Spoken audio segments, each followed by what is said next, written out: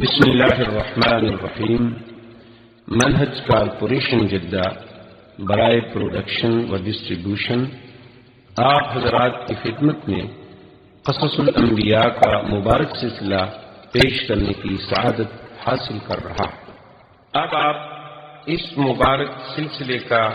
13واں حلقہ سماعت فرمائیں۔ قید میں ڈالوں گی یا اس کو نعوذ باللہ ذلت آمیز زندگی گزارنے پہ مجبور کر دوں، اس کو میرا کہنا مرنا۔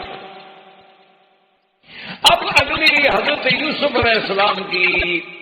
دعا سے یہ واضح ہوتا ہے کہ جب انہوں نے دیکھا تو وہاں سے معلوم یہ ہوتا ہے کہ قال رب السجن احب الی مما یدعوننی الیہ، انہوں نے کہا میرا اللہ مجھے تو پھر ایک طرف جو قید خانہ ہے وہ زیادہ بہتر ہے، ان کی طرف جو ہے مجھے گناہوں کے لیے بلا رہی۔ اصل میں علماء نے لکھا کہ وجہ کیا تھی کہ جب وہ روٹی چھوٹی دعوت شوت کھا بیٹھی حیران ہو گئی اور دیکھ کے مجبوری امراض رضی، تو انہوں نے بھی کہنا شروع کر دیا کہ دیکھو تمہاری مالکہ ہے، میں ایک بڑے حسب نسب کی عورت ہے، تم اپنی مالکہ کی بات مان لو، کوئی بات نہیں، تم اس سے تعلق رکھتے۔ وہ بھی کچھ کے کہ بھائی آخر روٹی کھائیے، کچھ تو وہ حلال کرے نا، کچھ تو اس کی فکر کرے نا بچے۔ تو حضرت یوسف علیہ السلام نے کہا کہ رب السجن احب الی، لیکن یاد رکھو احب یہاں افضل تفضیل ہے، لیکن آپ نے مانے بھی نہیں ہے، یہاں ہے احون البلیتین کہ یا اللہ دو مصیبتیں ہیں، ایک طرف قید خانہ بھی مصیبت اور ایک طرف ان کے گناہوں کے جو ارادے ہیں وہ بھی مصیبت ہے، اور اب میرا اللہ اگر آپ نہیں پھیریں گے تو میں انسان ہوں، کب تک میں ان کے فتنوں سے بچوں؟ اگر آپ نے مجھے نہ پھیرا، اگر آپ نے مجھے نہ بچایا تو یہ کمال ہوتا ہے نبوت کا کہ عصمت بھی ہے لیکن خوف بھی ہے، تقاضائے بشریت بھی ہے، کیونکہ اگر وہ بشری قوتیں اور بشری خواہشات دل میں ہوں ہی نہ تو پھر مقام کیسے بنتا ہے؟ اس لیے اللہ کا پیغمبر کہتا ہے کہ مولا اگر آپ نے مجھے نہ پھیرا تو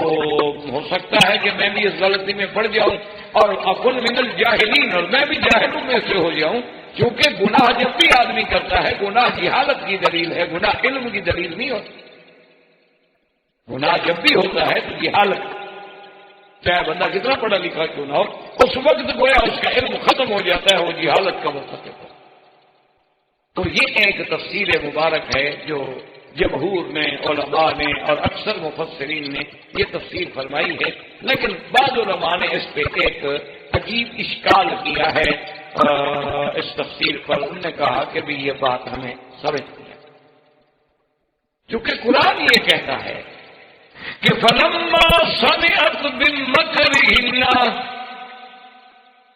کہ جب بی زلیخا کو یا امرأۃ العزیز کو ان کے مکر کے بارے میں پتہ چلا، لفظ ہے مکرہن۔ اچھا آگے یہی ابھی قرآن کی آیت پڑھیں کہ وَإِلَّا تَصْرِفْ عَنِّي كَيْدَهُنَّ، کہ میرا مولا اگر آپ نے ان کے مکر کو، قید کو مانا مکر، اگر ان کے مکر کو آپ نے نہ پھیرا تو ہو سکتا ہے کہ میں بھی الجھ جاؤں۔ وہاں بھی لفظ قید ہے، پہلے لفظ مکر ہے۔ اور جب یوسف علیہ السلام کو پروانہ ملے گا آزادی کا تو آگے جا کے انشاءاللہ ہم قرآن میں پڑھیں گے کہ جب پروانہ آزادی کا ملا تو حضرت یوسف علیہ السلام نے کہا کہ نہیں میں تو نہیں جاتا جیل سے باہر۔ انہوں نے کہا کہ ان کا ماں بال النسوۃ اللاتی قطعن ایدیہن ان ربی بکیدہن علیم، آپ نے فرمایا پہلے تحقیق کرو جو میرے اوپر الزام لگائے ان عورتوں کے بارے میں جن نے ہاتھ کاٹے تھے، ان کے مکر کے بارے میں کیا فیصلہ کیا۔ ان ربی بکیدہن علیم، تو لفظ قید یا لفظ مکر یاد رکھو، مکر یا قید کا معنی کیا ہوتا ہے؟ جیسے قرآن دوسرے مقام پہ کہتا ہے انہم یکیدون کیدا واکید کیدا، اور اسی طرح قرآن تیسری جگہ کہتا ہے وَإِذْ يَمْكُرُ بِكَ الَّذِينَ كَفَرُوا لِيَقْتُلُوكَ، مکر۔ اسی طرح قرآن کہتا ہے وَيَمْكُرُونَ وَيَمْكُرُ اللَّهُ وَاللَّهُ خَيْرُ الْمَاكِرِينَ۔ تو اب بات کو سمجھیں کہ مکر کا معنی ہوتا ہے کہ کسی خفیہ طریقے سے کسی کو نقصان پہنچانا یا کسی چیز کا بڑے خفیہ انداز سے کہ دوسرے کو پتہ نہ چلے، مکر تو تب ہے اگر پتہ چل جائے تو پھر مکر کیا ہوا؟ اگر پتہ چل جائے تو پھر تو مکر نہیں ہوا. مکر کا تو معنی یہ ہوتا ہے کہ جیسے کفار مکہ نے میٹنگ کی کہ اللہ کے پیغمبر کے بارے میں فیصلہ کریں، کیا کریں؟ انہوں نے کہا جی بھی ایسا کرتے ہیں کہ یا تو حضور صلی اللہ علیہ وسلم کو مدینے سے نکال دیں، خفیہ میٹنگ کر رہے ہیں، کسی کو پتہ نہیں، صرف اپنے سردار اکٹھے. انہوں نے کہا یار یہ بات تو اچھی نہیں ہے، نکال دیں گے تو حضور تو جہاں جائیں گے ساری دنیا ان کے ساتھ تابع ہو جائے گی، وہ تو بڑا لشکر لے کے حملہ کر دیں. انہوں نے کہا اچھا ایسا کرتے ہیں کہ حضور صلی اللہ علیہ وسلم کو قید کر دیں. کہا یہ بات قید کر دو گے تو لوگ آپ کے دیوانے اور پروانے خاموش بیٹھیں گے.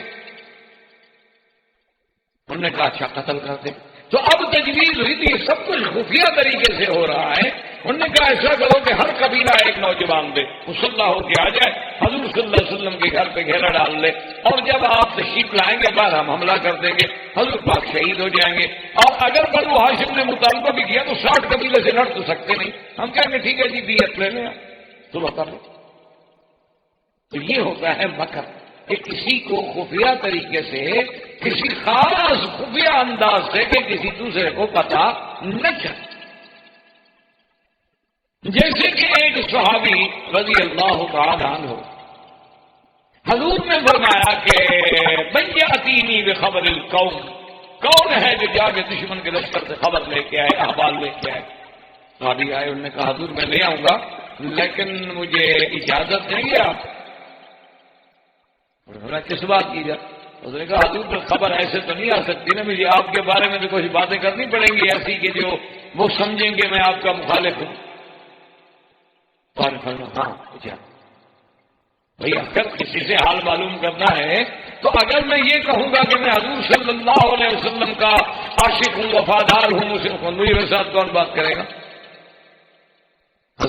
تو یہ ہوتا ہے مکر. اب قرآن میں ہر جگہ لفظ یا مکر کا آیا ہے یا قید کا آیا ہے، یا مکر یا قید، میں مکر ہننا، قید ہننا، قید ہننا. تو اگر کوئی آدمی کسی کے حسن و جمال کو دیکھ کر مبہوت ہو جائے، یعنی آدمی ایسے سامنے آئے جمال دیکھ کے حیران ہو جائے اور ہاتھ کاٹ بیٹھے، تو اس میں مکر کون سا ہے بھائی؟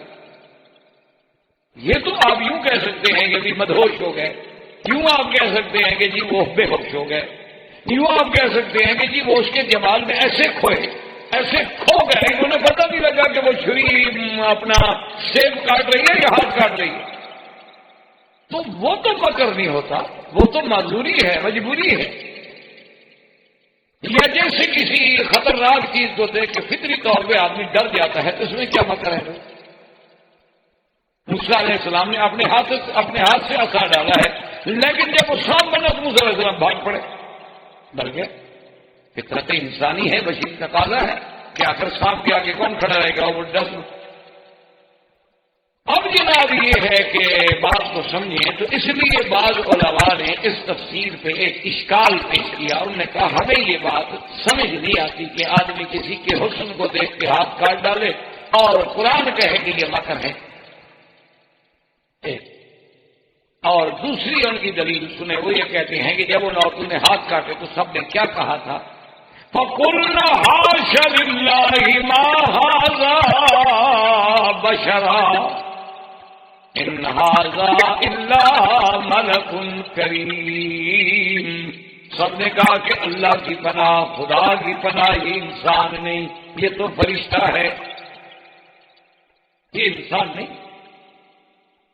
تو وہ یہ مطالبہ کرتے ہیں کہ جی پوری لغت عربیہ میں آج تک وہ کہتے ہیں ہمیں کوئی مثال دو، ہمیں کوئی محاورہ دو کہ کسی کے حسن و جمال کو فرشتے سے تشبیہ دی گئی ہو. فرشتے کو پاکی سے تشبیہ تو دی جاتی ہے لیکن جمال سے تشبیہ نہیں دی جاتی. تو کہتے ہیں کوئی ایک محاورہ تو لے آؤ نا دنیا میں کہ کسی نے یہ کہا ہو کہ فلاں بندہ اتنا خوبصورت ہے جیسے فرشتہ. ہاں یہ تو کہتے ہیں کہ بھائی فلاں بندہ یار بڑا پاک باز ہے، بڑا پاک طینت ہے، بڑا صالح آدمی ہے، یار وہ تو فرشتہ صفت، یعنی فرشتے کو تشبیہ جو ہے سیرت میں تو دی جاتی کیونکہ فرشتے گناہوں سے پاک ہوتے. تو فرشتے کی تشبیہ جو ہے یہ تو ہو سکتا ہے کہ یعنی وہ اتنا پاک انسان ہے یار، اتنا پاک باز بندہ ہے یار، کیا پوچھتے ہو یار، اس کو فرشتہ ہے.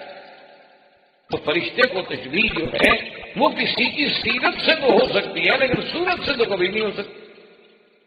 کہ صورت سے کیسے تشریح دی گئی کہ انہوں نے کہا کہ ما ھذا بشرا ان ھذا الا ملک کریم، بھی یہ انسانیت فرشتہ.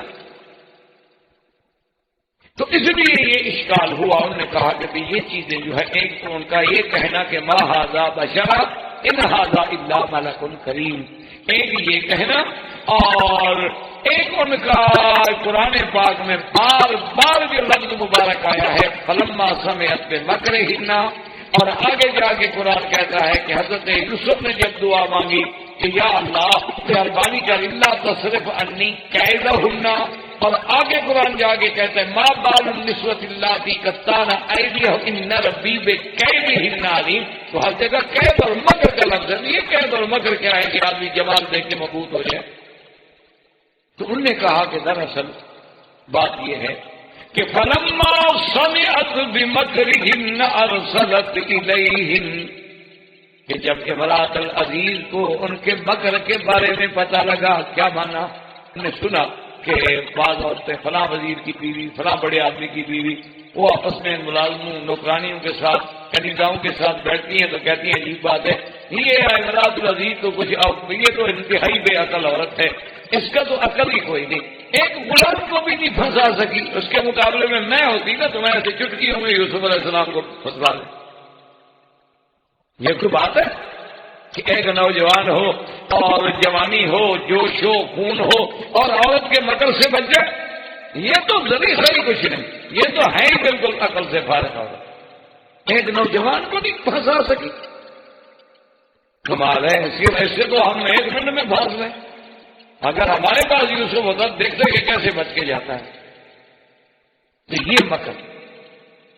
یہ تھا کہ بھئی وہ نہیں اس کو مکر میں لے آ سکی. وہ چلو کسی دھوکے سے، مکر سے، محبت سے، کسی انداز میں کسی طرح تو یوسف علیہ السلام کو پھانس دی تو کچھ بھی نہیں کر سکی. یہ تو کچھ بھی نہیں ہے. اس نے کہا اگر میں ہوتی تو یہ کر دیتی. کوئی بات ہے ہماری نظروں سے، کوئی بچ کے تو دکھائے. بڑے بڑے جو پادشاہ بنتے ہیں ذرا آئے تو صحیح ہمارے سامنے. تو جب یہ باتیں چلنے لگی تو اب امرأۃ العزیز نے ان کو دعوت دی کہ اچھا تمہیں اگر اپنے مکر و غرور پہ بڑا ناز ہے نا تو آگے دیکھ لو، میں نے بھی کوئی ایسا حربہ نہیں جو چھوڑا ہو، لیکن اس پر تو کچھ ہوتا ہی نہیں. آؤ چلو تم بھی دیکھو.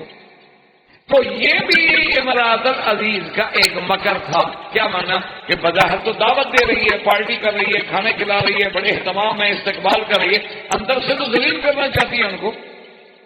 اندر سے تو ان کو بتانا چاہتی ہے کہ جو تم مجھ پر الزام لگاتی تھی نا کہ میں نے ایک ملازم سے یہ کراؤ، دیکھو چلو بچاؤ، تم بھی اپنے آپ کو بچاؤ. تو یہ بھی مکر تھا. اور قرآن جو کہتا ہے نا وَقَطَّعْنَ أَيْدِيَهُنَّ، کہ وہ زنان مصر جو تھی وہ ہاتھ کاٹنے بیٹھ گئی. تو ان علماء نے کہا ہے کہ یہ ان کا ہاتھ کاٹنا جو ہے یہ بھی مکر تھا.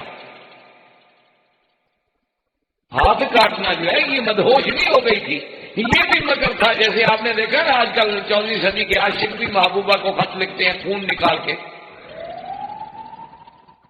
آپ نے دیکھا بہت سارے لوگ ہوتے ہیں نا جی وہ خون نکال کے خط لکھ دیتے ہیں کہ جی ہم نے خون سے خط لکھا ہے آپ کو. تو یہ جو خون نکال رہی تھی یہ بھی مکر تھا کہ پہلے تو اپنے ناز انداز لباس اور جناب ان کا سنگار اور پھر مصر کا سنگار، وہ تو دنیا کی ایک تہذیب ہے. حتیٰ کہ امام شافعی جیسا پاک آدمی، اللہ اس کی قبر پہ کروڑوں رحمتیں فرمائے، انہوں نے بھی اپنی کتاب الام میں لکھا ہے کہ من لم یتزوج امرأۃ مصریہ، کہ جس شخص نے مصر کی عورت سے شادی نہیں کی اس نے عورت دیکھی ہی نہیں. وہ کہتے ہیں کہ باقی ملکوں میں جتنے لوگ ہیں وہ محض تکمیل کا ہے کہہ سکتے ہیں ہم کہ ان کے گھروں میں عورتیں ہیں، لیکن وہ صحیح معنی میں عورت کو انہوں نے نہیں دیکھا. عورت اصل اگر ہے تو مصر کی ہے. یہ امام شافعی جیسا آدمی لکھ بیٹھا، اتنا بڑا پاک آدمی، انہیں آخری شادی وہی فرمائی تھی اور وفات بھی وہی ہوئی، آپ کی قبر بھی وہی ہے مصر میں. امام شافعی بہت بڑا آدمی تھا، اللہ اس کی قبر پہ کروڑ رحمتیں فرمائے. اور اگر یہ دیکھا جائے تو یہ سرزمین حرم جس میں آپ بیٹھے ہیں یہ بھی تو ان لوگوں نے آباد کی نا. حضرت اسماعیل کی بیوی بھی تو مصر سے تھی, وہ بھی تو مصر سے شادی کر کے لے آئے. اس سرزمین کی آبادی میں بھی ان کا بڑا ہاتھ ہے. تو بہرحال میرے کہنے کا مقصد یہ ہے کہ پہلے تو جناب انہوں نے اپنے وہ لباس سے اور اپنے ناز و انداز سے یوسف کو پھسلانا چاہا, لیکن جب دیکھا کہ یوسف علیہ السلام تو پتہ نہیں کوئی اور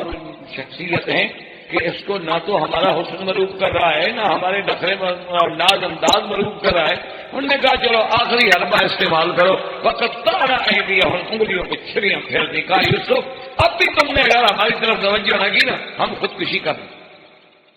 یہ بھی مکر.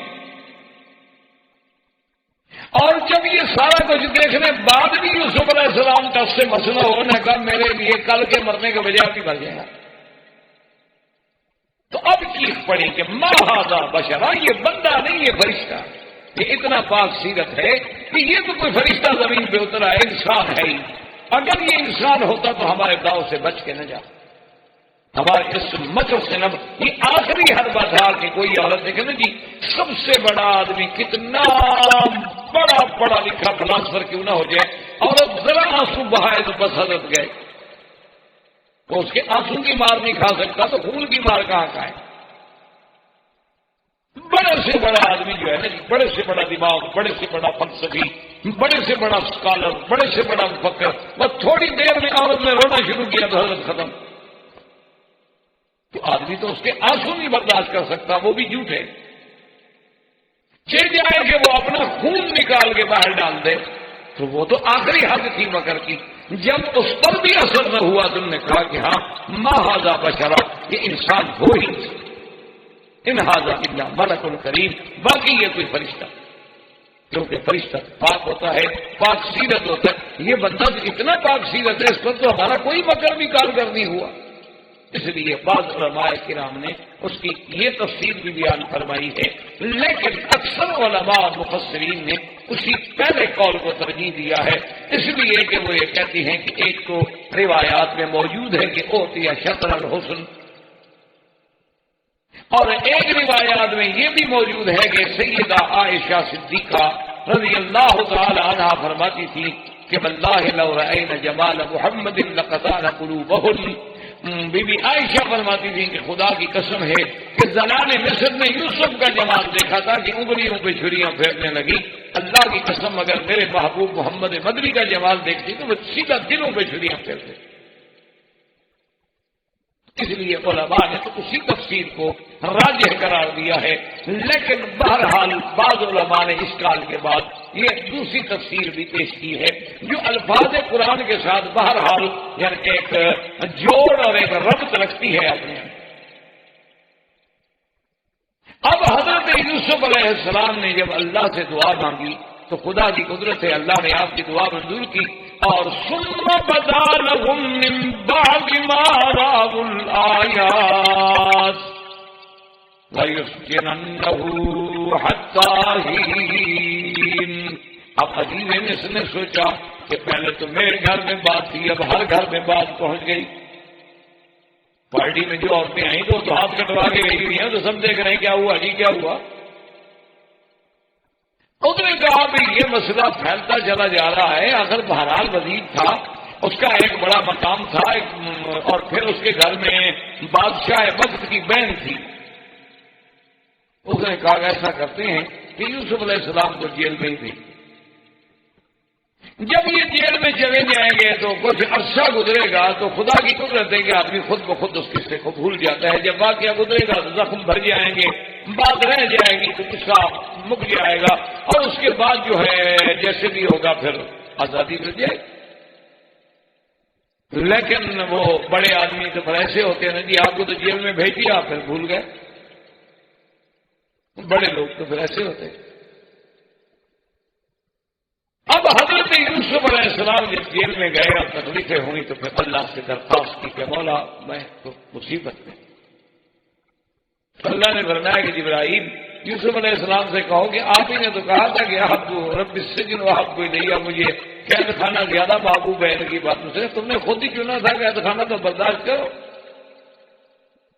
اسی لیے حضور صلی اللہ علیہ وسلم کا حکم ہے کہ جب بھی بندہ دعا مانگے تو کہے العفو والعافیہ، کہ اللہ عافیت،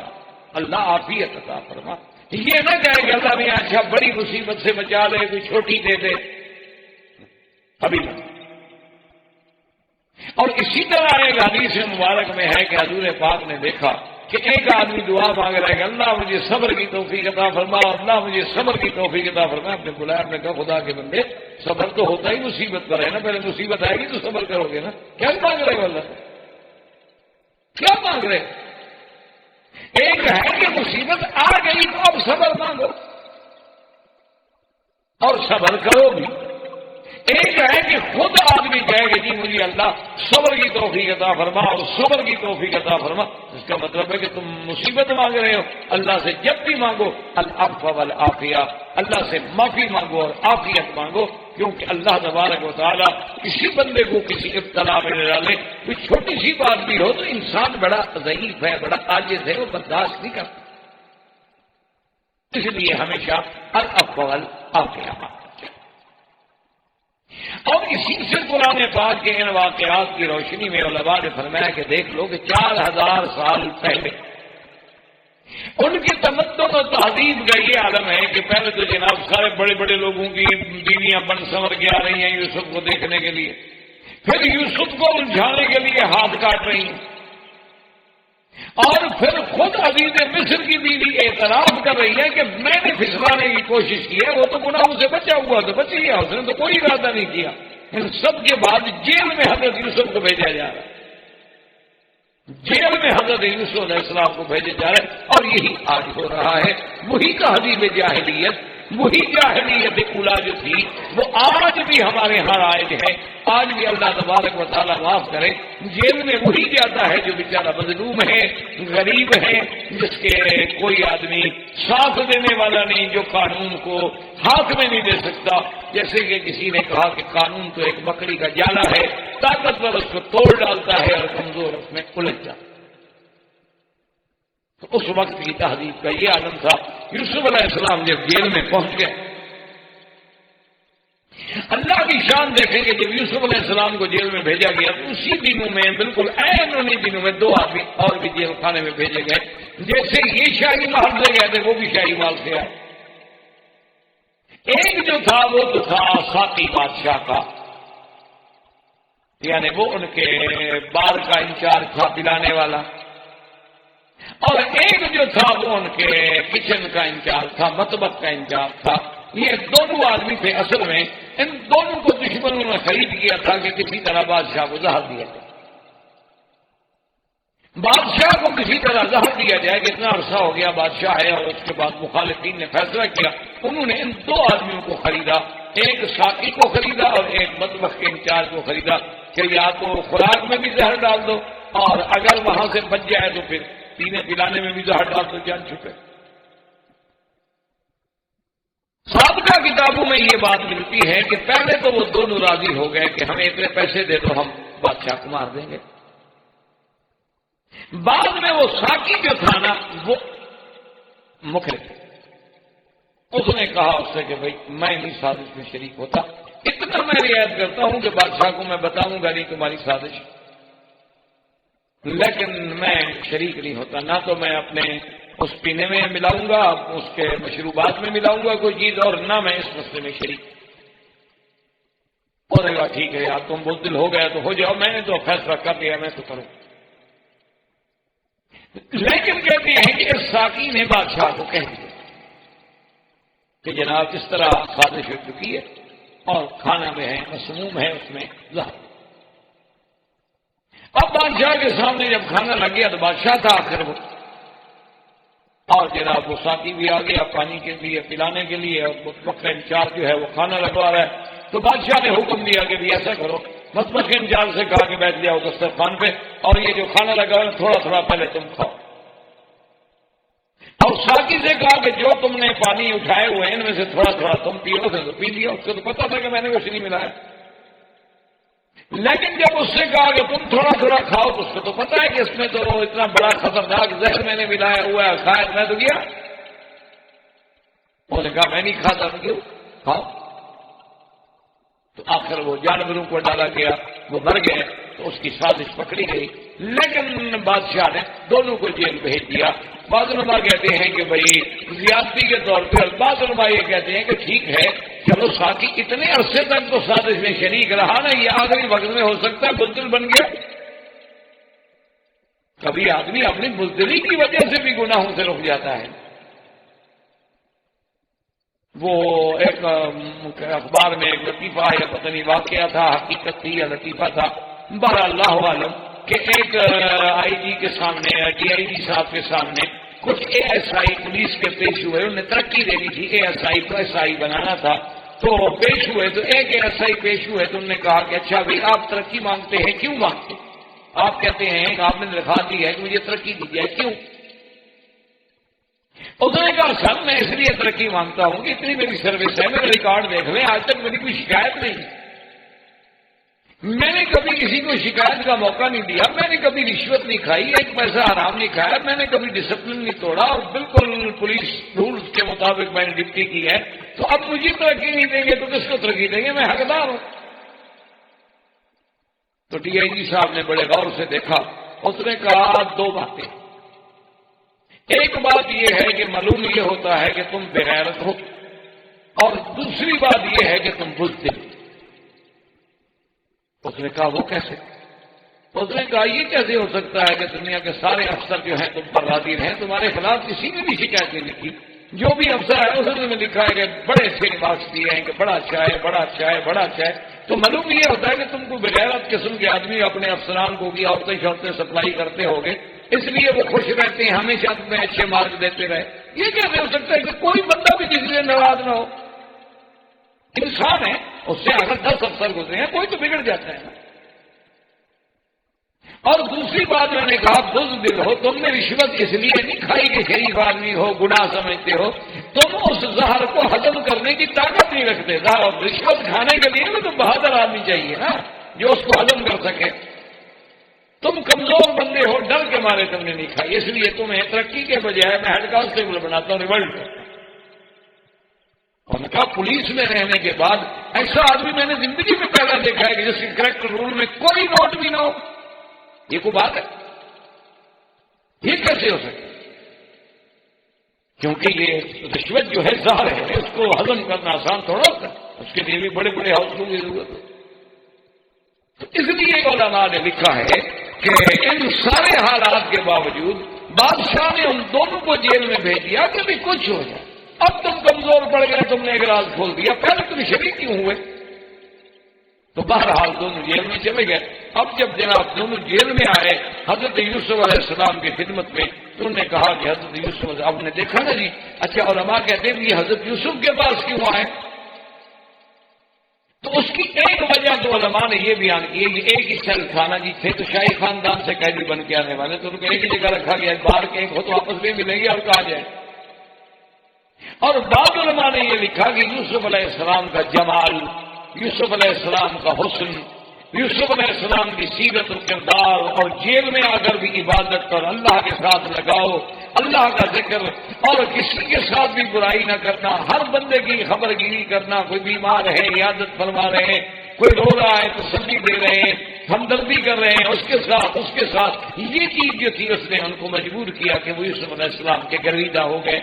اور کبھی کبھی آ کر یوسف علیہ السلام سے عجیب عجیب باتیں بھی پوچھا کرتے تھے اور یوسف صاحب بھی بتا دیتے۔ تو اب آئے، انہوں نے کہا جی ہم نے خواب دیکھا۔ وَدَخَلَ مَعَهُ السِّجْنَ فَتَيَانِ قَالَ أَحَدُهُمَا إِنِّي أَرَانِي أَعْصِرُ خَمْرًا وَقَالَ الْآخَرُ إِنِّي أَرَانِي أَحْمِلُ فَوْقَ رَأْسِي خُبْزًا تَأْكُلُ الطَّيْرُ مِنْهُ نَبِّئْنَا بِتَأْوِيلِهِ إِنَّا نَرَاكَ مِنَ الْمُحْسِنِينَ۔ دو نوجوان آئے، انہوں نے کہا کہ یوسف علیہ السلام ہم نے خواب دیکھا ہے۔ ایک نے کہا کہ انی ارانی اعصر خمرا، عاصر کسار کہتے ہیں نچوڑنا، کسی چیز کو نچوڑنا۔ اب شراب تو نہیں نچوڑا جاتا نا، نچوڑا تو انگوروں کو جائے گا، اس سے شراب نکلے گا، تو جب معال شراب ہے تو اس لیے کہا میں شراب نچوڑتا۔ انی ارانی اعصر خمرا، کہ میں ان چیزوں سے نچوڑ کے بادشاہ کے لیے جامع شراب تیار کر رہا ہوں. وقال الآخر،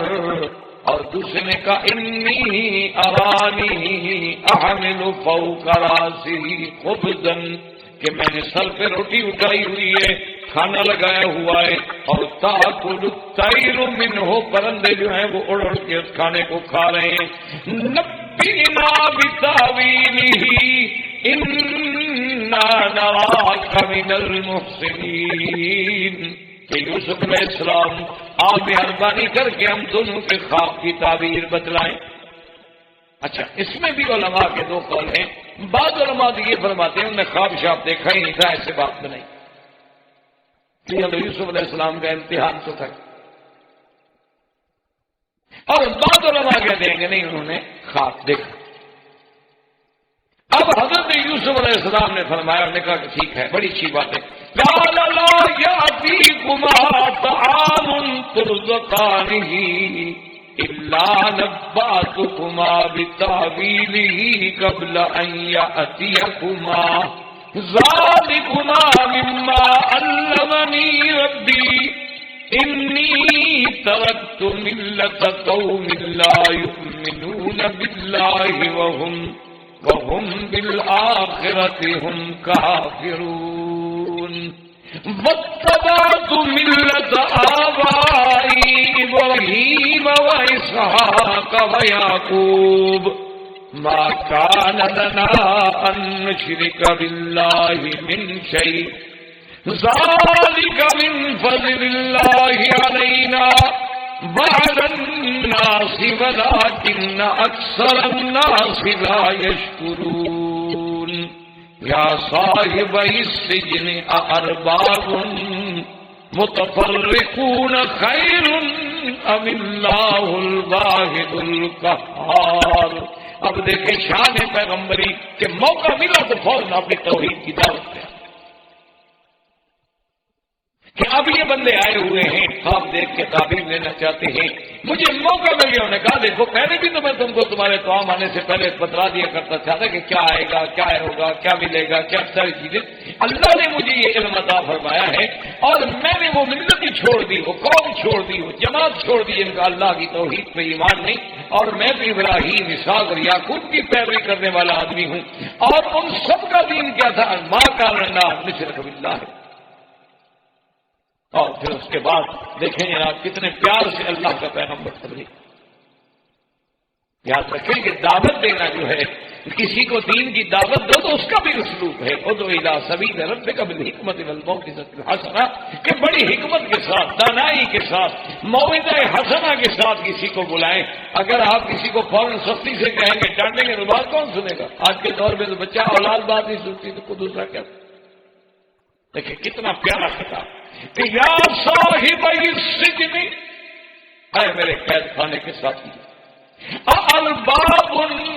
متفرقون خیر ام اللہ الواحد القہار.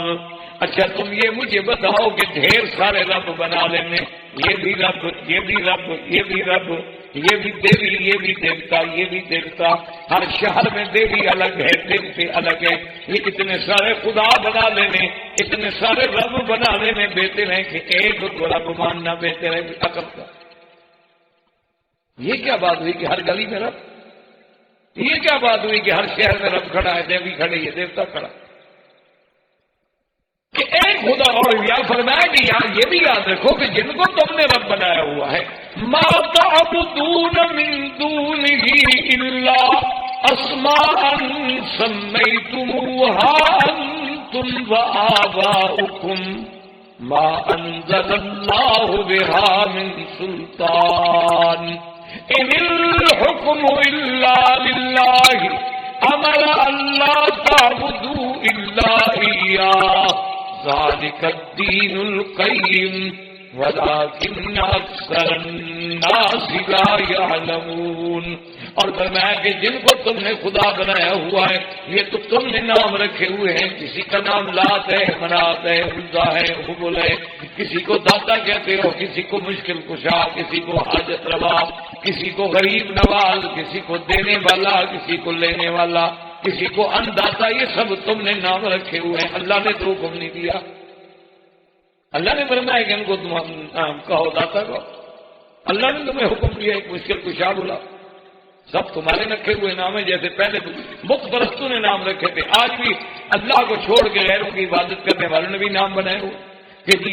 یہ فلاں مشکل اگر پڑ جائے تو فلاں بزرگ کے پاس جاؤ،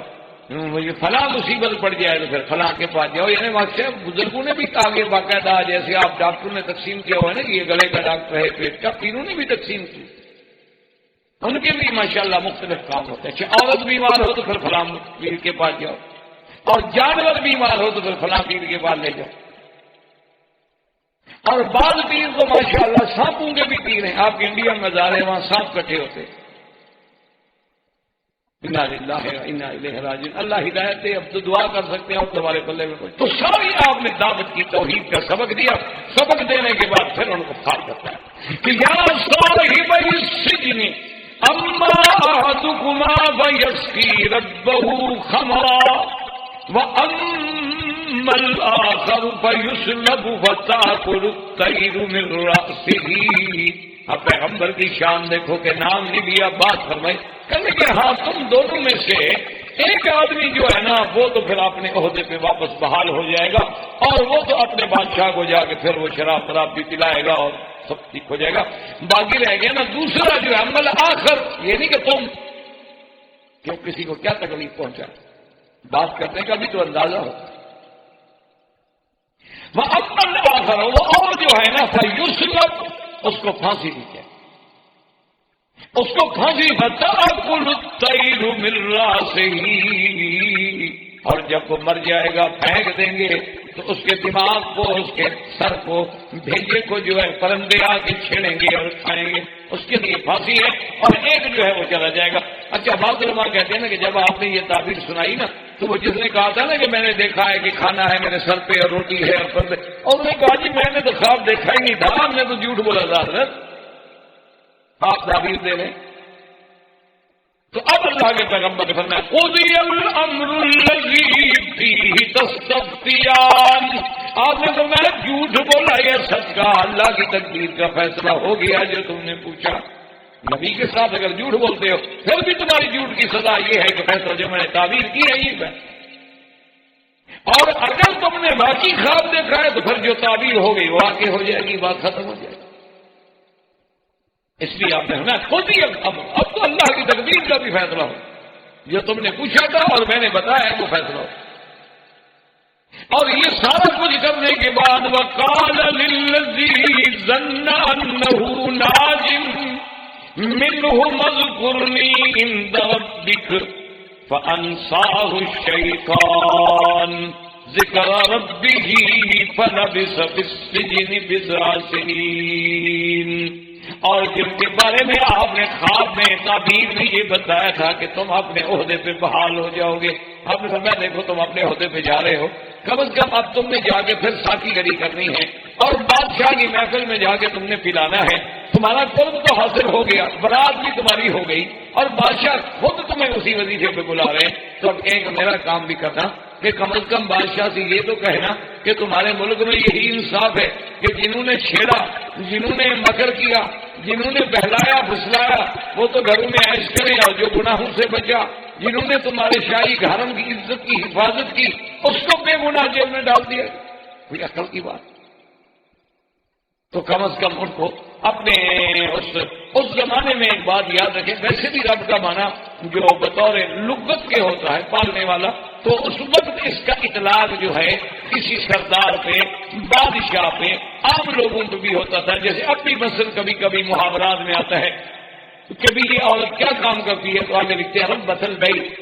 یہ گھر کی تربیت کے لیے نوکری نہیں کرتی، یا لکھ دیتے ہیں دستورہ ہے یا فلاں ہے یا فلاں ہے، اگر وہ بیچاری کوئی کام نہیں کرتی ہے کہ رب بطل بھائی کی گھر کی مربیہ ہے تو اس کو بھی اچھا اسی طرح کہتے ہیں رب الدار، یہ اس حویلی کا مالک ہے، لیکن اب حضور نے حکم دے دیا کہ کسی غلام کو یہ نہ کہا کرو عبدی، کیونکہ سب اللہ کے بندے، اور اسی طرح جو ہے کوئی آدمی اپنے مالک کو یہ نہ کہے ربی، بلکہ اس کو اپنا نام لے کے پکارے، کیونکہ سب اللہ کے بندے ہیں اور کوئی کسی کا رب نہیں ہے۔ لیکن اس دور میں اس لفظ کا اطلاق جائز تھا۔ اچھا، خدا کی شان ہے جب انساہ الشیطان ذکر ہو، وہ چھوٹ کے آ گیا، شیطان نے اس کے دل و دماغ سے یہ بات ہی نکالی۔ اچھا، ویسے بھی اللہ معاف فرمائے جب آدمی کا کام ہو جائے تو کون یاد کرے؟ وہ تو چھوٹ گیا، عہدہ بھی مل گیا، اقتدار بھی مل گیا، بادشاہ کی محفل میں بھی آ گیا۔ اچھا، پھر کام بھی کھانے پلانے والا، کام بھی جتنی بھی ایسی دینت پلانے کے بعد ویسے اچھے ہوش والے بھی بے ہوش ہو جاتے ہیں، یہ کیا یاد رکھتا بدبخت؟ کام بھی ایسا تھا نا۔ فَأَنْسَاهُ الشَّيْطَانُ ذِكْرَ رَبِّهِ، اور بعض علماء کہتے ہیں کہ اس کا ضمیر یوسف کی طرف راجع ہے کہ یوسف علیہ السلام اپنے خدا کو بھول بیٹھے اور اس کو پیغام دے بیٹھے۔ بعض علماء یہ کہتے ہیں کہ یوسف علیہ السلام، یہ بھی شیطان نے وسوسہ ڈالا کہ بھئی وہ ایسی بات کر بیٹھے، ورنہ جب اللہ نے کنویں سے نکالا تو مالک نے، اور تمہیں بچایا تو مالک نے۔ اسی لیے ایک آدمی آیا نا جی، تو وہ کہنے لگا حضرت یوسف علیہ السلام سے، کہتے ہیں وہاں کا جو جیلر تھا نا جی، وہ حضرت یوسف سے اتنا متاثر ہوا کہ آگے کہنے لگا، کہتے یوسف مجھے تو آپ سے محبت ہو گئی، خدا کے لیے میرے ساتھ محبت نہیں کرتا۔ یوسف نے کہا حضرت کیا بات؟ انہوں نے کہا اللہ ہے، میرے دل میں آپ کی اتنی محبت ہے، اتنی عقیدت ہے کہ میرے بس میں ہو تو میں تو ابھی آپ کو جیل سے نکال دوں، لیکن میں جیلر ہوں، میں نکال تو نہیں سکتا۔ البتہ یہاں جتنی سہولتیں آپ کو دے سکتا ہوں نا وہ آپ کو ملیں گی، لیکن آپ محبت سے کیوں؟ آپ نے فرمایا پہلے میری خالہ نے مجھ سے محبت کی تو مجھ پہ چوری کا الزام لگائے گے، پھر اس کے بعد جناب میرے بھائیوں نے آ کے ابے کے سامنے محبت کا اظہار کیا تو جا کے مجھے جناب کنویں میں ڈالا، پھر ایک امراۃ العزیز تھی، اس نے بھی مجھ سے محبت کی، جیسے جیل بھجوا دیا، تم اور محبت کر کے مجھے کہاں پہنچانا چاہتے ہو؟ انہوں نے فرمایا مجھے تو محبت راس ہی نہیں آئی کسی کی، میرے ساتھ جس نے محبت کی ہے میں محبت کا ڈسا ہوا تو ہوں، اور میں نے کیا جرم کیا ہے؟ تو اس لیے بعض علماء کہتے ہیں کہ فَأَنْسَاهُ کا ضمیر جو ہے حضرت یوسف علیہ السلام کی طرف راجع ہے، لیکن اکثر علماء کہتے ہیں اسی کی طرف راجع ہے کہ وہ جب چھوٹ کے گیا اس کے دل و دماغ سے وہ بات نکل گئی، اور اس کا نتیجہ یہ نکلا کہ حضرت یوسف علیہ السلام جو ہے ان کو لبث فی السجن بضع سنین، کئی سال جو ہے وہ جیل میں رہنا پڑا۔ اللہ تبارک و تعالیٰ کو منظور ہے انشاءاللہ زندگی باقی تو بات باقی۔ وآخر دعوانا الحمدللہ رب العالمین۔ برادران اسلام، واجب الاحترام دوستو، بھائیو، عزیز نوجوانوں، الحمدللہ دروس قصص الانبیاء علیہم الصلاۃ کے ضمن میں ہم سیدنا یوسف علیہ السلام کے قصے کو پڑھ رہے تھے، اور سیدنا یوسف علیہ السلام کا قصہ مبارک جس کو خود اللہ نے احسن القصص قرار دیا ہے، اور جس میں بہت بڑے عبر ہیں، بہت بڑے مواعظ ہیں، بہت بڑے حکم ہیں۔ سیدنا یوسف علیہ السلام کا قصہ مبارک اس مقام پہ ہم نے تقریباً چھوڑا تھا کہ جب یوسف علیہ السلام کے بارے میں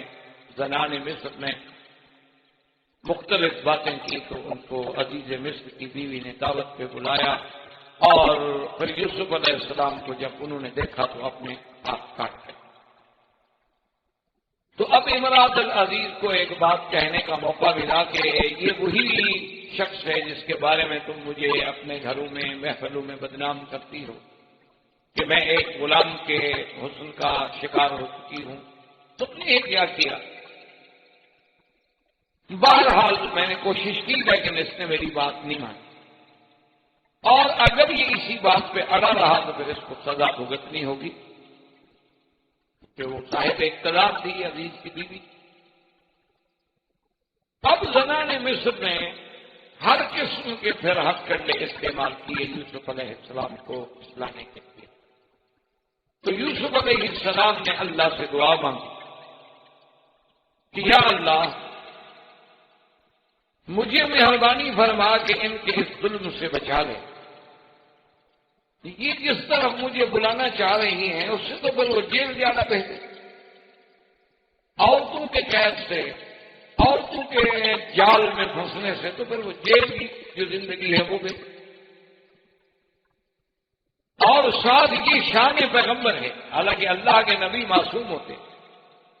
لیکن یہ عظمت شان پیغمبر ہے کہ کہتے ہیں کہ اللہ تصرف انی کیدہن، کہ میرے اللہ اگر آپ نے ان کے اس جال مکر کو نہ پھیرا مجھ سے، ہو سکتا ہے میں بھی بشر ہوں، انسان، یہ تواضع ہے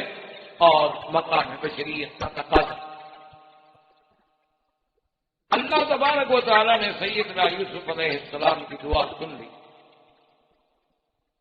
اور عزیز مصر نے یہ بیٹھ کے فیصلہ کیا کہ بھئی بہرحال، حالانکہ عزیز مصر جانتا تھا کہ یوسف علیہ السلام تو معصوم ہیں، بے گناہ ہیں، لیکن چونکہ اب ایک بات چل نکلی تھی مصر میں اور بڑے گھروں میں ہر وقت اسی بات کا چرچا تھا، تو اس بات کو ختم کرنے کے لیے انہوں نے یہ سوچا کہ بہتر یہ ہے کہ کچھ عرصے کے لیے یوسف علیہ السلام کو ہم جیل بھیج دیتے ہیں۔ جب انہیں جیل بھیج دیا جائے گا تو یہ معاملہ جو ہے خود بخود ٹھنڈا ہو جائے گا اور لوگ چپ ہو جائیں گے، اگر وقت گزرنے سے زخم بھر جاتے۔ تو یوسف علیہ السلام کو بغیر کسی جرم کے اور بغیر کسی گناہ کے انہیں جیل میں بھیج دیا، یعنی اس سے جہاں ایک طرف یوسف علیہ السلام کی مظلومیت تو دوسری طرف اس دور کے سرمایہ دار اور برسر اقتدار لوگوں کی ذہنیت کا بھی پتہ چلتا ہے کہ جانتے ہیں بے گناہ ہے، یعنی عزیز مصر خود کہہ چکا ہے اپنی بیوی سے کہ تمہاری غلطی ہے، یوسف علیہ السلام تو بے گناہ ہے، یہ جانتے ہوئے کہ بے گناہ ہے، لیکن ہماری عزت میں چونکہ بات ہو رہی ہے لہٰذا جیل بھیج دو۔ اس لیے علماء نے لکھا ہے کہ اقتدار پہ بیٹھنے کے بعد یہ کھیل نئے نہیں ہے، یہ بہت پرانا، یہ اقتدار کی کرسی ایسی چیز ہوتی ہے کہ اس پہ بیٹھنے کے بعد پھر بہت کم لوگ ہوتے ہیں جن کی اللہ حفاظت فرماتے ہیں، ورنہ وہ انصاف پہ قائم نہیں رہتے۔ اب جب یوسف علیہ السلام جیل میں بھیج دیے گئے تو ان کے ساتھ دو آدمی اور بھی اسی زمانے میں اسی وقت میں تقریباً جیل میں آئے، ایک بادشاہ ریان کا ساقی تھا اور ایک اس کے مخبز کا یعنی باورچی خانے کا کچن کا انچارج۔ اس کی وجہ یہ تھی کہ ان دونوں نے اصل میں مل کے سازش کی تھی کسی سے پیسے لے کر بادشاہ کو زہر دینے کی۔ سازش میں دونوں شریک تھے، لیکن بعد میں کچھ گھبرا گیا، وہ ساقی جو تھا جس کی دن میں شراب پیش کرنا تھا وہ کچھ گھبرا گیا، لیکن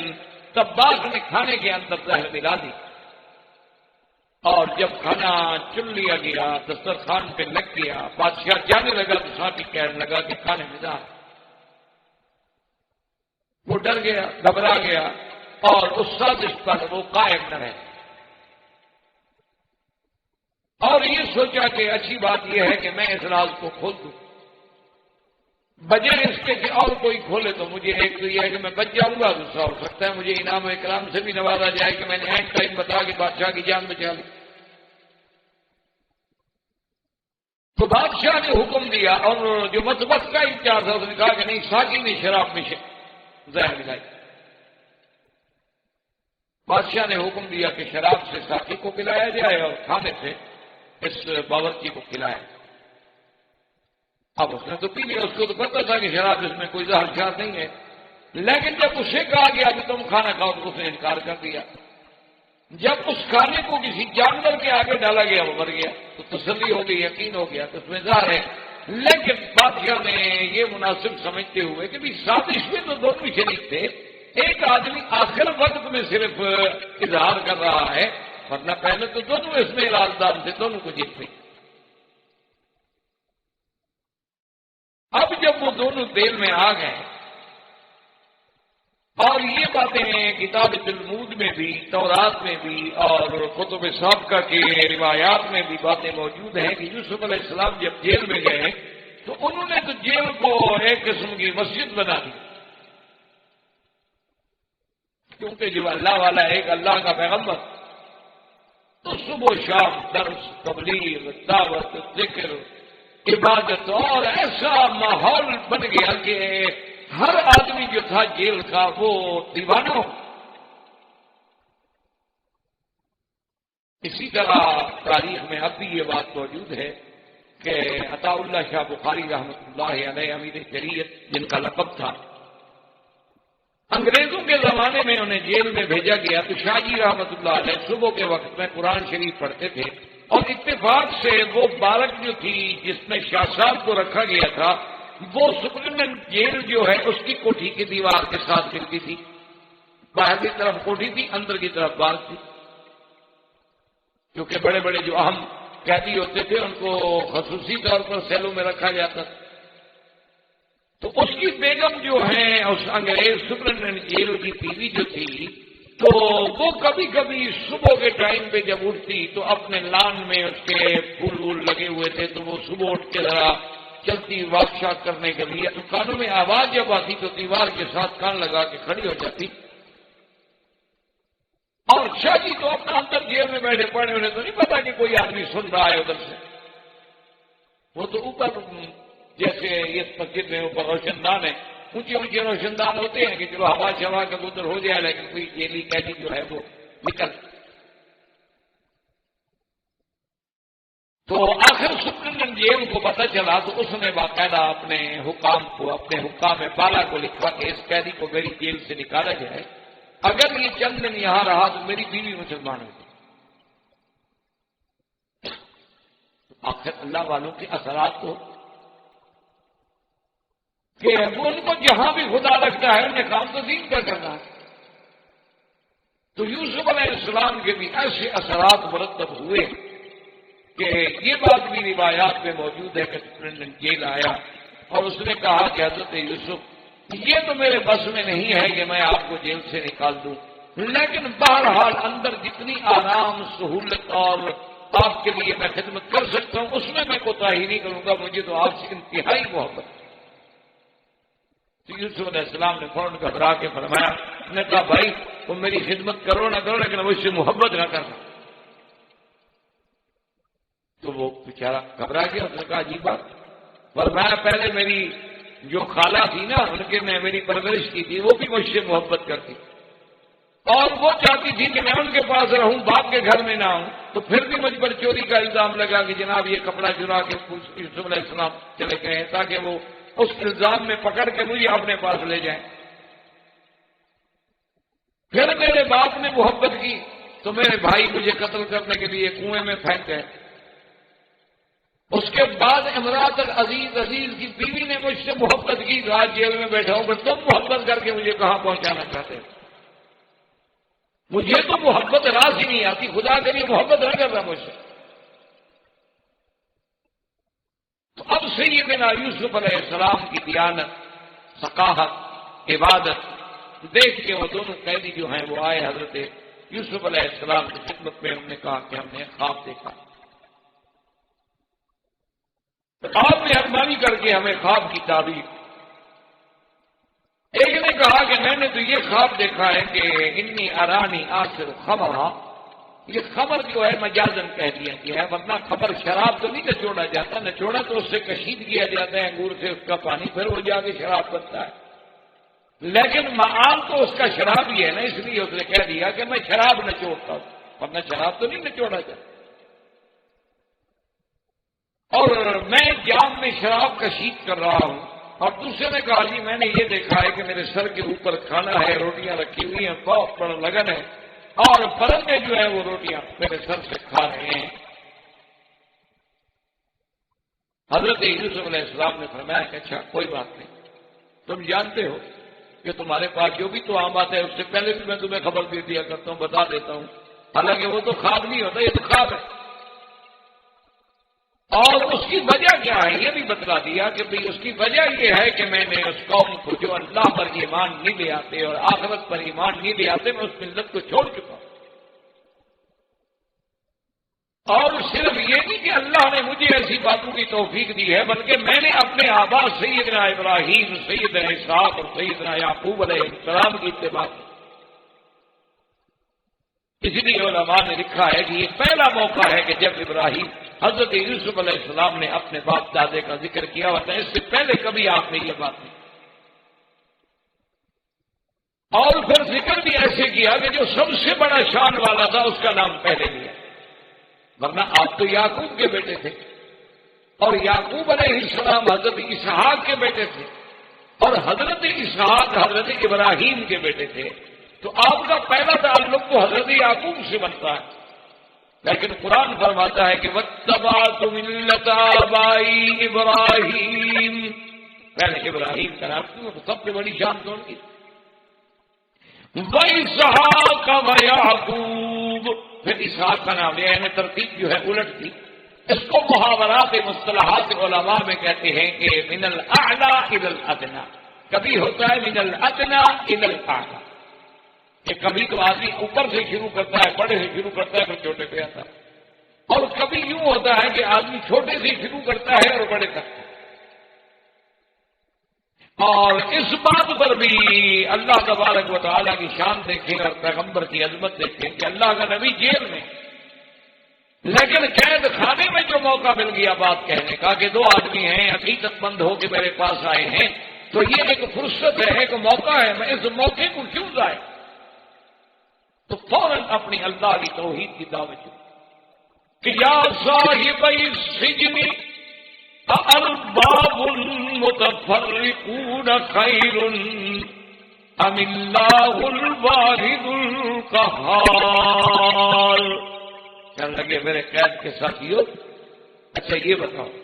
بہت سارے رب بیٹے ہوتے ہیں یا کیوں؟ تم تو خود بادشاہ کے ملازم رہ چکے ہو، سردار ایک اچھا ہوتا ہے یا 8 سردار اچھے ہوتے ہیں، 10 سردار اچھے ہوتے ہیں، ادھر بلا رہا ہے ادھر بلا رہا ہے ادھر بلا رہا ہے ادھر بلا رہا ہے، یا ایک سردار اچھا ہو کہ آدمی نے اسی ایک کی بات سننی ہے، ایک کی بات ماننی ہے، اسی کے احکام پہ چلنا، یعنی ایک بات تو عقل کا بھی یہ تقاضا ہے کہ جب 10 سردار ایک بندے کے ہوں، غلام ایک ہو اور سردار 10 ہو، انار ایک ہو اور بیمار 100 ہو، یہ تو عقلی طور پر بھی واضح بات ہے کہ ایسی بات پہ سنی بات ہے کہ 10 خدا نہیں اچھے ہوتے، اگر 2 خدا بھی ہوں تو عالم کا نظام تباہ ہو جائے، یہ جائے کہ کوئی 10 خدا مانے یا 3 خدا مانے یا کروڑوں دیوی دیوتا مانے، یہ تو عقلی دلیل تھی۔ اور اس کے بعد فرمایا دلیل نقلی بھی دی کہ ما تعبدون من دونہ الا اسماء سميتموها انتم وآباؤكم ما انزل الله بها من سلطان، اور یہ تو تم نے خدا بنا رکھے ہیں کہ کہیں لات ہے، کہیں حبل ہے، کہیں عزا ہے، کہیں بدن ہے، کہیں سواحن ہے، کہیں یغوثا ہے، کہیں یعوقا ہے، کہیں نسرا ہے، تم لوگوں نے نام رکھے، تم لوگوں نے بنا رکھا ہے کہ اس خدا سے ہم نے خیر مانگنی ہے اور اس سے شر مانگنا ہے، یہ یزدا ہے اور یہ اہرمن ہے، یہ نور کا خالق ہے اور یہ ظلمت کا خالق ہے، یہ خیر کا خالق ہے اور یہ شر کا خالق ہے، یہ کیا تم نے نام بنا رکھے؟ عجیب بات ہے، کوئی دلیل ہے تمہارے پاس، کوئی حجت ہے، کوئی برہان ہے؟ اس لیے ہمیشہ یاد رکھو کہ اس کے لیے کوئی دلیل ان الحکم الا للہ امر اللہ تعبدوا الا ایاہ ذالک الدین القیم ولکن اکثر الناس لا یعلمون۔ صرف اللہ کا حکم،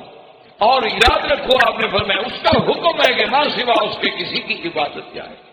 لیکن اکثر لوگ جو ہے وہ جاہل ہیں، وہ نہیں جانتے، اور اللہ کے ساتھ غیروں کی بھی عبادت کرتے ہیں، کبھی قبروں پہ سجدے کرتے ہیں، کبھی مردوں کو سجدے کرتے ہیں، کبھی دلوں کو سجدے کرتے ہیں، شخصیت پرستی بھی کرتے ہیں، مردہ پرستی بھی کرتے ہیں، بت پرستی بھی کرتے ہیں، کوئی سورج کا پجاری ہے، کوئی چاند کا پجاری۔ یہ کیا بات؟ یعنی اس سے ایک سبق ملا کہ داعی حق جو ہوتا ہے، یعنی دعوت دینے والے کا یہ کام ہے کہ جب بھی موقع ملے پھر اپنی دعوت کو نہ بھول، فوراً سب سے پہلے اپنی دعوت کی بات۔ اسی لیے علماء کہتے ہیں کہ آدمی یہ نہ دیکھتا رہے ایک موقع مل گیا ہے، اللہ تبارک و تعالیٰ نے ایک ذریعہ بنایا ہے، ایک آدمی آپ کی طرف کسی حال میں متوجہ ہو گیا ہے، آپ اپنی بات کو کریں، آپ اپنی دعوت اس کے سامنے رکھیں۔ اور دوسرا یہ ہے کہ اسلوب دعوت دیکھیں۔ اللہ تبارک و تعالیٰ کے پیغمبر نے ایسی بات جو ہے کیسے بیان فرمائی کہ وہ قید میں بیٹھے ہیں، لیکن کہتے ہیں یا صاحب السجن، تم تو میرے قید کے ساتھی ہو گئی، تم تو میرے دوست ہو، تم تو میرے صاحب ہو، ہم تو کٹھے اس مصیبت میں پڑے ہوئے ہیں۔ یہ نہیں کہتے کہ بھئی تم تو کافر ہو، تم تو غیر اللہ کی پوجا کرنے والے ہو، یہ بات نہیں کرتے۔ بڑا اسلوب ہے، انداز ہے بیان، اور اس لیے کہ جب دعوت پیغمبرانہ کے مطابق، جب اسلوب کریمانہ کے مطابق آپ کسی سے بات کریں گے تو وہ بات اصل، اور وقت ضائع کرنے کا معنی یہ ہوتا ہے کہ اللہ نے جو آپ کو فرصت مہیا کی تھی آپ نے ضائع کر۔ اس لیے حضرت جلندری رحمۃ اللہ علیہ، حضرت محمد علی جلندری رحمۃ اللہ علیہ جو ختم نبوت کے ایک بڑے عظیم رہنما گزرے، وہ فرمایا کرتے تھے کہ ایک دفعہ میں اسٹیشن پہ آیا، اس دور میں سادہ وقت تھا، وہ کہتے ہیں کہ میں نے 2 آنے یا پتہ نہیں 4 آنے کی ایک چائے کی پیالی خریدی اور 4 آنے کا ایک رس خریدا، ایک کیک خریدا کہ بھئی اب گاڑی کا ٹرین کا آنے کا وقت ہے، اب یہی ناشتہ ہے، تو ٹھیک ہے، تو لے لیا اور میں نے ناشتہ کیا، ناشتہ کر کے چل پڑا۔ فرماتے ہیں کہ راستے میں مجھے خیال آیا کہ محمد علی تم نے تو ناشتہ کر لیا، اپنا پیٹ بھی بھر لیا، ختم نبوت کے جو تم سپاہی ہو اور ختم نبوت کے کاز تمہارا مشن ہے اس کے لیے تم نے کیا کیا؟ فرماتے ہیں کہ فوراً میں نے اپنا جو ساتھ میرا چھوٹا سا بیگ تھا کھولا، اس میں سے ایک کارڈ نکالا، اس وقت جوابی کارڈ ہوتے تھے، 3 پیسے کا ایک کارڈ ہوتا، جوابی کارڈ بھی نکالا اور اس پر ختم نبوت کا ایڈریس بھی لکھا ہوا تھا، وہ لایا، اور وہ جو کینٹین والا تھا، کیفیٹیریا والا، میں نے کہا کہ میرے بھائی یہ ختم نبوت کے مجلس کا ایک کارڈ ہے، اگر کبھی قادیانیت کے بارے میں کوئی بات ہو، مسئلہ پوچھنا ہو، کوئی مشکل پیش آئے تو ہمیں اسی پر 1-2 سطر کا خط لکھ کے بھیج دیں۔ فرماتے میں دے کے چلا گیا، کہتے کئی سال کے بعد اسی آدمی کا کارڈ ملا کہ ہم فلاں چک کے رہنے والے ہیں، سندھ کے فلاں علاقے میں ہم رہتے ہیں، وہاں مرزائیوں نے قادیانیوں نے اپنے مبلغ بھیجے ہیں اور اتنا زور لگایا ہے کہ کئی لوگ جو ہے قادیانی بن گئے، تو آپ نے مجھے کارڈ دیا تھا، میں آپ کو مطلع کر رہا ہوں۔ مولانا فرماتے ہیں کہ ہمیں کارڈ ملا، ہم نے اسی وقت بیٹھ کے فیصلہ کیا، مولانا لال حسین اختر کو بلایا، مولانا محمد حیات صاحب کو بلایا، اور بڑے بڑے علماء جو اس مسئلے پر ماہر تھے اور اس مسئلے پر اتھارٹی تھے، ان سب کو لے کر ہم اس بستی میں پہنچے، جلسے کیے، تقریریں کی، مرزائیوں کو دعوت مناظرہ دی۔ وہ جب آئے تو شکست کھا گئے، اور جن لوگوں کو مذبذب ہو گئے تھے یا قادیانی ہو گئے تھے، اللہ نے پھر ان کو اسلام نصیب فرمایا۔ تو فرماتے ہیں کہ اگر وہ میں چھوٹی سی غلطی کرتا کہ اگر وہ کارڈ نہ دیتا تو اس بیچارے کو کیا پتا میں نے کس کو کہتا، لیکن میں نے اس وقت کو ضائع نہیں کیا، اپنی جماعت کا، اپنے منشور کا پیغام میں نے پہنچا دیا، اللہ نے اس کو ذریعہ بنایا کہ کتنے لوگوں کا ایمان بچ گیا۔ اس لیے ہمیشہ اس بات کو یاد رکھا کریں۔ یہ آج کل ہماری جدید تہذیب جو ہے نا جی، اس میں کچھ یہ ہو گیا ہے کہ دیکھو جی ہم تو مولوی صاحب کو ملنے گئے تھے اور مولوی صاحب نے تو اپنی تکلیف شروع کر دی، یار ان مولویوں کو کہ پتہ نہیں بیماری لگی ہوئی ہے کیا لگا ہو، یہ بات نہیں ہوتی، بلکہ ان پر شرعاً ذمہ داری ہوتی ہے کہ آپ میرے پاس آئیں، کسی بہانے سے آئے ہیں تو بات سنیں گے، پتہ ہے ویسے تو آپ نہ سنتے میری بات۔ اس لیے اللہ کے پیغمبر نے اپنی جیل کی زندگی کو سامنے نہیں رکھا، فوراً توحید کا سبق پڑھا اور اس کے بعد ان کو تعلیم کہ یا صاحب السجن اما احدکما فیسقی ربہ خمرا واما الاخر فیسلب فتأکل الطیر من رأسہ قضی الامر الذی فیہ تستفتیان۔ حضرت یوسف علیہ السلام نے فرمایا کہ میرے ساتھیوں، اما احدکما، تم 2 میں سے ایک آدمی جو ہے وہ تو اپنے بادشاہ کو پھر جا کے جہنم پلائے گا، واما الاخر، اور تم میں سے دوسرا جو ہے فیسلب فتأکل الطیر، اس کو پھانسی دی جائے گی اور اس کا گوشت جو ہے وہ پرندے نوچ نوچ کے کھائیں گے۔ اچھا اب دیکھیں یہاں بھی اسلوب ہے، آپ نے یہ نہیں فرمایا ابھی ساتھی تم جو ہے نا تم تو کل جاؤ گے، ٹھیک چھوٹ جاؤ گے اور پھر اپنی مٹی پہ بھی چلے جاؤ گے اور اب اپنے بادشاہ کو شراب پلاؤ گے. بادشاہ یعنی اب احدکما، تم دو میں سے ایک، تاکہ براہ راست کسی کو یہ کہنا کہ تم پھانسی چڑھ جاؤ گے، تمہارے مرنے کا وقت قریب آ گیا ہے اور تمہارا انجام بڑا برا ہونے والا ہے، بھیانک ہونے والا ہے. تو یہ اسلوب کے خلاف تھا، یہ شان قدم کے خلاف تھا. اس لیے ایک بات کی وہ بات واضح تھی کہ بھئی آخر شراب تو اسی نے پلانا ہے جو ساتھی تھا، اور جب دوسرے کے سر کے اوپر سے پرندے کھا رہے ہیں تو صاف بات ہے کہ اس کا معنی یہ ہے کہ پھانسی چڑھے گا اور اس کے گوشت کو نوچا جائے گا. لیکن آپ نے کسی کا نام نہیں لیا بلکہ فرمایا امل آخر فیسلم. تو علماء نے لکھا ہے کہ جب آپ نے یہ تعبیر بیان فرما دی تو ان میں سے وہ دونوں جو ہے کہنے لگ گئے کو جی ہم نے تو خواب نہیں دیکھا تھا، ہم تو بس ویسے آزمانا چاہتے تھے کہ جیل میں بڑا چرچا تھا کہ اللہ نے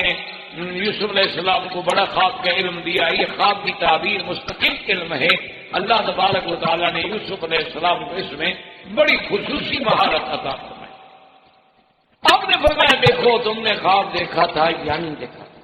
ایک نبی کے سامنے آ کے اس کو بطور خواب کے کہنا اور تعبیر لینا، اور میں نے تعبیر اب خود یہ امر اب اللہ کی تقدیر کا وہی فیصلہ ہو گیا جیسے تم نے پوچھا اور میں نے جواب. اب جب یہ بات ہو گئی وَقَالَ لِلَّذِي ظَنَّ أَنَّهُ نَاجٍ مِّنْهُمَا اذْكُرْنِي عِندَ رَبِّكَ فَأَنسَاهُ الشَّيْطَانُ ذِكْرَ رَبِّهِ فَلَبِثَ فِي السِّجْنِ بِضْعَ سِنِينَ. اب اللہ پاک نے فرمایا کہ جب حضرت یوسف علیہ السلام کو تعبیر کے بعد یہ بات جو تھی گمان میں آئی، خیال میں آئی کہ ان دو میں سے ایک جو ہے اس کو تو نجات ملنے والی ہے، اس کو بلایا، اس کو کہا کہ دیکھو بات یہ ہے کہ تمہیں تو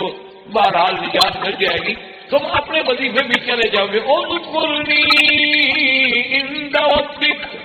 یاد رکھیں کہ اس زمانے میں رب جو ہے بادشاہ کو بھی کہتے تھے، رب جو ہے وہ سردار کو بھی کہتے تھے. جیسے آج بھی محاورات میں عورت کو کہتے ہیں ربۃ البیت، اسی طرح کہتے ہیں رب الدار،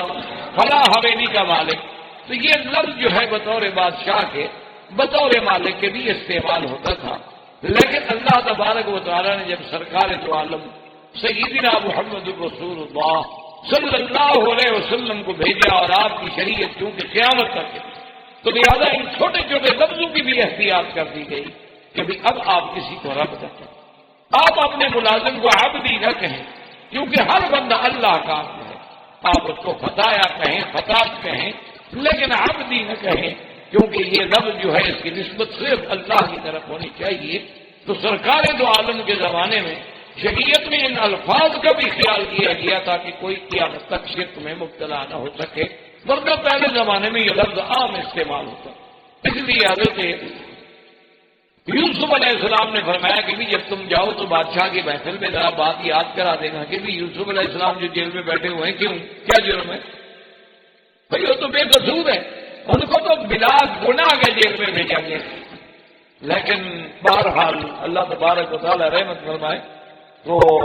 اب اتنا عرصہ ہو گیا ہے اور میں جیل میں بیٹھا ہوں تو کبھی کبھی ایسے لطیفے بھی ہو جاتے. وہ مثل مشہور ہے کہ ایک آدمی نے اپنے وزیر سے مذاق کرتے ہوئے اس کو جیل بھیج دیا. مذاق میں ہنسی خوشی میں کھیل رہے تھے اور وزیر سے حکم دیا کہ جیل جاؤ. جیل چلا گیا. اچھا وہ حکم دینے کے بعد بادشاہ کچھ ایسے مصروف ہوئے کہ ان کو بات ہی بھول گئی کہ میں نے وزیر کو جیل بھیجا تھا. حالانکہ ان کو تو مذاق میں بھیجا گیا تھا، کوئی جرم تو تھا نہیں، وہ تو صرف ایک مذاق تھی اور آزمائش تھی کہ بھی دیکھیں یہ کیسے ہماری وفاداری پہ قائم رہتا ہے. لیکن بادشاہ انسان ہے، بات بھول گئی اور اتنی بھولی کہ وہ جیل میں رہ گیا اور بادشاہ مر گیا. بادشاہ کا بیٹا تخت پہ آ گیا مدت کے بعد. جب بادشاہ سلامت کا بیٹا تخت پہ بیٹھا تو اس نے کہا کہ بھئی ایسا کرتے ہیں کہ فہرست بناؤ کتنے قیدی پڑے ہوئے ہیں اور ان میں جو چھوٹے چھوٹے جرائم والے ہیں، کوئی ایسی بات ہے، ان سب کو معاف کرتے ہیں، جیل سے نکالتے ہیں تاکہ میں اپنے خوشی میں ان کو نکالوں. سب کی فہرستیں بن گئی، قیدیوں کو پیش کیا گیا. تو وزیر صاحب جب پیش ہوئے تو رو پڑے. اس نے کہا کہ بادشاہ سلامت، اب آپ کو اللہ نے کرسی میں بٹھایا ہے، میں تو آپ کے بادشاہ آپ کے ابا کا وزیر تھا. آپ سارے تحقیق کرنے، فائلیں دیکھنے، لوگوں سے پوچھنے، اور مجھے ازراہ مذاق انہوں نے بھیج دیا تھا جیل میں. مہربانی کریں میرا تو فیصلہ کریں، باقی کا آپ کریں یا نہ کریں. تو خیر سنتے رہے جناب بادشاہ سلامت. اور جب آخر میں اٹھے تو کہنے لگے کہ بھائی ایسا کریں کہ سب کو چھوڑ دیں, اس کو رہنے دیں, باپو کی نشانی ہے پڑی رہے تو بہتر. اس کو تو ابا نے بھیجا تھا نا, یہ تو وہیں رہے دسیا. تو اس لیے ایسے مطالب تو ہو جاتے ہیں کہ یوسف علیہ السلام کو بغیر کسی گناہ کے جیل میں بھیجا, کوئی جرم نہیں, کوئی بات نہیں, اور کہ جانے خود بھیجنے والا کو پتا ہے کہ یوسف میں گناہ. لیکن یوسف علیہ السلام اس لیے فرمایا کہ ذرا بات یاد کرائیں بادشاہ. اب یاد رکھیں کہ قرآن میں ایک لفظ ہے کہ فَأَنْسَاهُ الشَّيْطَانُ ذِكْرَ رَبِّهِ, کہ شیطان نے بھلا دیا اس کو اپنے بادشاہ کو کہنا. اس میں دو قول. بعض علماء فرماتے ہیں کہ انساہو ضمیر اسی کی طرف راجی ہے جس کو حضرت یوسف نے فرمایا تھا نا کہ یاد کرنا, اس کو بھول گئی بات. اور بات کہتی تھی فَأَنْسَاهُ الشَّيْطَانُ ذِكْرَ رَبِّهِ, حضرت یوسف علیہ السلام کو بھلا دیا کہ حضرت یوسف علیہ السلام بھول گئے کہ میں خدا کو چھوڑ کے کیسے کسی کو پیغام دے رہا. تو بعض علماء نے اس کا یہ ترجمہ بھی کیا ہے, لیکن بہرحال اس سے پہلا قول زیادہ صحیح ہے کہ اللہ کے پیغمبر کی وہ پیغمبر بھی انسان ہوتے ہیں. لیکن اگر دوسرا ترجمہ ممکن ہے تو ہم کوئی ایسی بات پیغمبر کی طرف کیوں نسبت کریں جو آپ کے شان کے مطابق نہ,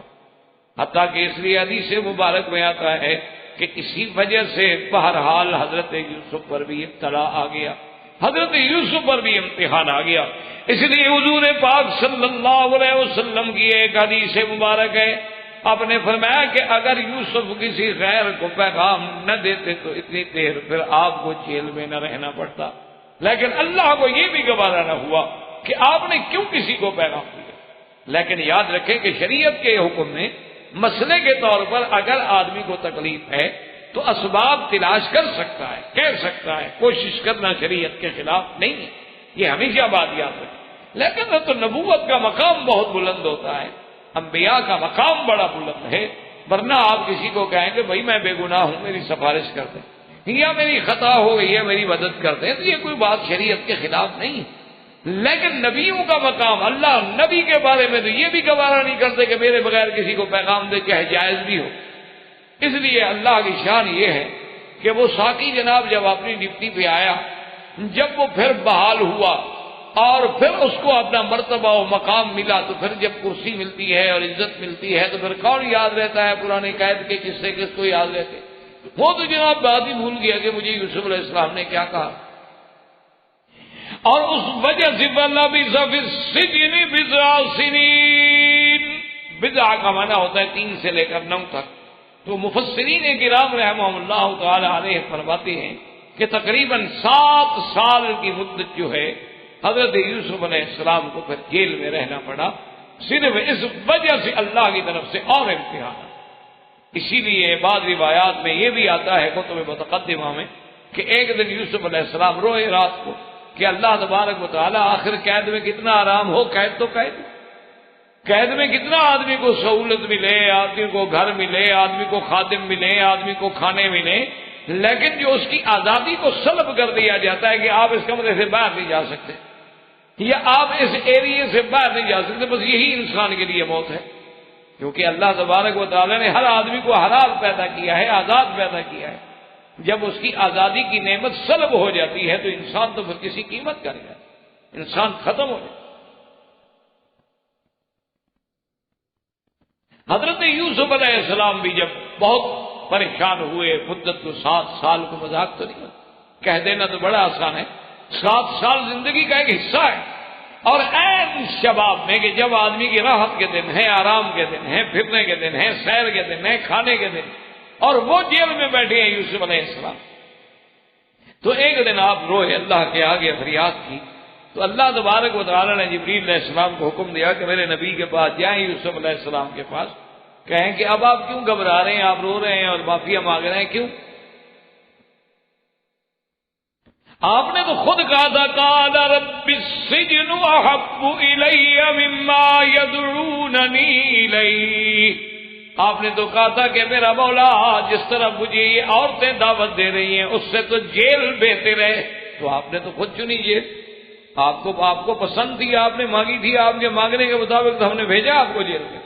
اب آپ جیل سے تنگ آ گئے. آپ نے کیوں مانگی تھی یہ؟ اگر اس وقت آپ یہ دعا کرتے کہ یا اللہ ان عورتوں کے شر کو بھی پھیر دے اور مجھے جیل سے بھی بچا دے، تو ہم تو دونوں سے بچا لیتے۔ لیکن اس وقت تو آپ نے اسی لیے حکم ہے کہ خدا نہ خواستہ کسی آدمی پر مصیبت آئے تو وہ یہ نہ کہے کہ یار یہ تو بہت بڑی مصیبت ہے، اللہ میاں کوئی چھوٹی دے دو، اگر اس سے کوئی چھوٹی ہوتی تو وہ ٹھیک تھا۔ نہیں، بلکہ مانگنا چاہیے العفو والعافیہ کہ اللہ معافی عطا کرے، نہ بڑی مصیبت ہے نہ چھوٹی مصیبت، کہ انسان تو آخر انسان ہے، وہ عاجز ہے، وہ ضعیف ہے، وہ کیسے مسائب و شدائد کا متحمل ہو سکتا۔ اس لیے حکم دیا کہ ایسی بات جو ہے وہ تو تحمل کر ہی نہیں سکتا۔ اب جناب قرآن مجید فرماتا ہے کہ بلا بِسَ فِي السِّجْنِ بِضْعَ سِنِينَ، اور جب یوسف علیہ السلام اللہ کے آگے روئے، اللہ نے فرمایا جبرائیل یوسف علیہ السلام کو تسلی دے دو کہ جب تم نے غیروں کو پیغام دیا تھا تو ہم نے تمہیں 7 سال کے لیے جیل میں رکھ دیا ہے، اور آج میرے آگے رونا شروع کر چکے ہو تو فکر نہ کرو، اب آپ کے باہر جانے کے دن ہم قریب لے آئیں، ہم اپنی حکمتوں سے اپنے فیصلوں سے یہ سارے مسائل جو ہیں حل کر۔ اس لیے علماء نے فرمایا کہ اگر آدمی غور کرے یوسف علیہ السلام کے بچپن پہ، یوسف علیہ السلام کے شباب پہ، یوسف علیہ السلام کی محبت اپنے باپ سے، پھر بھائیوں کا یہ واقعہ، معلوم ہوتا ہے کہ قدرت ہر مرحلے پر یوسف علیہ السلام کی تربیت کر رہے ہیں۔ آپ دنیا میں دیکھتے ہیں نا جی، آج بھی اگر کوئی بادشاہوں کے بیٹے ہیں، آج بھی اگر بڑے لوگوں کی اولادیں ہیں تو وہ اپنی اولادوں کو اسی طرح کی تربیت دیتے ہیں، انہی سکولوں میں بھیجتے ہیں، انہی کالجوں میں بھیجتے ہیں، انہی یونیورسٹیوں میں بھیجتے ہیں کہ بھئی اس کو پھر اس مقام پہ آنے کے آداب آنے چاہیے تاکہ یہ اس مقام کو سمجھ سکے، اس کے پروٹوکول کو، اس کے اسٹیٹس کو، اس کے ایڈیکیٹس کو، سب چیزوں کو یہ ذہن میں رکھ سکے، کیونکہ کل اس نے ہماری کرسی پہ بیٹھنا۔ اللہ تبارک و تعالیٰ چونکہ یوسف علیہ السلام سے اتنا بڑا کام لینے والے تھے کہ ملک مصر کا بادشاہ بنانا آپ کو مقصود تھا، تو ہر قسم کے ابتلا سے گزارا گیا، حسن و جمال کے فتنوں سے بھی گزارا گیا، عزیز مصر کے گھر میں نعم و اکرام کے فتنوں سے بھی گزارا گیا، بھائیوں کی دل شکنی سے بھی گزارا گیا، کبھی کنویں میں قید رکھا گیا، کبھی مصر کے قید خانے میں بھی بھیجا گیا، غلام بنا کے بازاروں میں بکوایا بھی گیا، چند کھوٹے سکے بھی قیمت لگوائی گئی۔ تو یہ ساری حکمتیں تھیں۔ اصل بات یہ تھی کہ اللہ تبارک و تعالی اپنے پیغمبر کو تیار فرما رہے تھے، اس کی فکری، اس کی ذہنی، اس کی جسمانی ہر لحاظ سے تربیت کاملہ ہو رہی تھی، تاکہ جب وہ کامل بن جائیں گے تو کسی غیر کے لیے کامل بنیں گے۔ اس کو محاورات عرب میں کہتے ہیں کہ سب سے پہلے انسان کو خود کمال حاصل کرنا چاہیے۔ جب آدمی خود کامل نہیں بنے گا تو کامل الغیر ہی کیسے بنے گا؟ اسی لیے علماء نے لکھا ہے کہ سرکار دو جہاں رحمت للعالمین سیدنا محمد الرسول اللہ صلی اللہ علیہ وسلم کو جو غار حرا میں، آپ کی غار حرا میں مستقل بیٹھنا، غار حرا میں جا کے عبادت کرنا، اکیلے غار میں رہنا، اب تو کہہ دینا آسان ہے نا جی، ہر جگہ بجلی ہے، کم کمیں ہیں، روشنی ہے، راتیں بھی دن بنی ہوئی ہیں، لیکن ذرا غور فرمائیں کہ آج سے 1400 سال پہلے اس وقت کیا حال، 1400 سال پہلے جب نور نہیں، بجلی نہیں، کوئی چیز، اس وقت اکیلا غار میں بیٹھنا، اور پھر سب سے پہلے اللہ اپنے نبی کو حکم دے رہے ہیں کہ قم اللیل، ساری رات جاگو، تھوڑی سی رات آرام کر لو، ساری رات میری عبادت کرو، قم اللیل الا قلیلا، ساری رات عبادت کریں مگر تھوڑا سا حصہ آرام کر لو۔ پھر اس کے بعد تھوڑی رعایت دی کہ نصفہ او انقص منہ قلیلا او زد علیہ، یا تو آپ ایسا کریں کہ آدھی رات آرام اور آدھی رات کے بعد۔ احباب کرام، اس کے بعد اب آپ اس مبارک سلسلے کی CD نمبر 14 سماعت فرمائیں۔